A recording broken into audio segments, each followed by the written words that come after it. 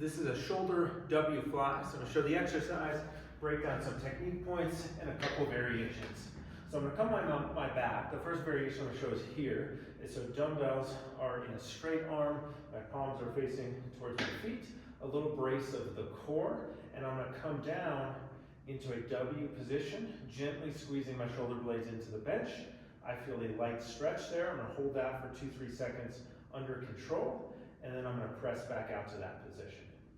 Coming down with control, gently squeezing the shoulder blades into the bench and making sure I'm away from the ears and pressing back up.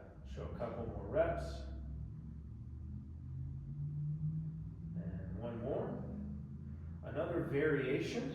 So this one's a little bit personal preference. I like coming back to a straight arm, but some people here may like to just press in together. And that accomplishes a similar thing. I just find it's not quite as much range of motion, and I find it just feels a little more natural for me to push back up and then come back into this position. So we can use this for a couple different reasons. The most common one that I use it for is for getting some mobility in the chest and shoulders in this position. So after a lot of shoulder injuries or surgeries, or sometimes just because we don't go here a lot during the normal day or week to week, because we're on our phones or our computers quite a bit, but we got to get here for like doing a back squat, throwing a ball. There's a ton of reasons why I want to have some mobility and strength back here. So this can be a nice active way under control to open that up. So on the bench, we're trying to find this position without my low back arching. Sometimes as people get a little tight, they'll arch their low back, or without this part of the shoulder coming forward or up. So I want to get that down and back. So I'm almost opening my chest and sternum and following along here. Now, depending on your range of motion, some people may not have this range of motion. And that's kind of one of the reasons we might be using this drill, is I want to feel like I'm leading with this part, like where a watch would be, or just kind of below a watch.